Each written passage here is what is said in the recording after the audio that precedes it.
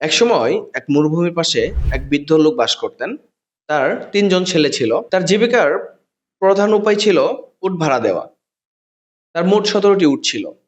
হঠাৎ বৃদ্ধ একদিন মৃত্যুবরণ করেন, কিন্তু মৃত্যুর আগে তিনি একটি উইল লিখে যান, যেখানে লেখা ছিল বড় ছেলে পাবে উটের অর্ধেক, মেজ ছেলে পাবে উটের ১/৩ এবং ছোট ছেলে পাবে উটের ১/৯। বাবার মৃত্যুর পর তারা ৩ ভাই উইলটি পড়লেন এবং ভীষণ চিন্তায় পড়ে গেলেন। কোনোভাবেই তারা হিসাব মিলাতে পারলেন না। তারপর একদিন তারা গ্রামের একজন জ্ঞানী বৃদ্ধের কাছে গেলেন। জ্ঞানী বৃদ্ধ তাদের কথা খুব মনোযোগ সহকারে শুনলেন এবং একটু মুচকি হেসে বললেন, তোমরা তোমাদের উটগুলো নিয়ে আসো। যেমন কথা তেমন কাজ।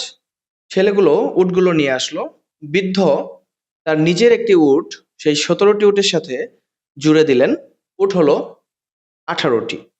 এরপর বৃদ্ধ উটগুলো উইল অনুযায়ী ভাগ করতে লাগলেন।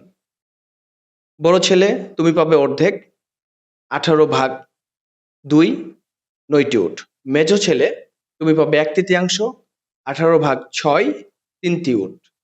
ছোট ছেলে, তুমি পাবে ১/৯, ১৮/৯, ২টি উট। এখন ৩ জন ছেলেই একত্রে তারা উট পেল। বড় ছেলে ৯টি, মেজ ছেলে ৬টি এবং ছোট ছেলে ২টি, মোট ১৭টি উট। এবং বৃদ্ধ তার নিজের উটটি ফেরত নিলেন। বৃদ্ধ যাওয়ার সময় হাসি মুখে বললেন, বুদ্ধিমানী হলো এমন পথ খুঁজে নেওয়া যেখানে সমস্যার সমাধান হয় এবং সকলকেই সুখী রাখে। সো বন্ধুরা, আমরা এই গল্পের থেকে যে নীতি শিক্ষাটা পাই তা হলো প্রতিটি সমস্যারই একটি সমাধান আছে, শুধু দরকার একটু বুদ্ধি আর ধৈর্য। So try to be brilliant and keep patient. ছাড়া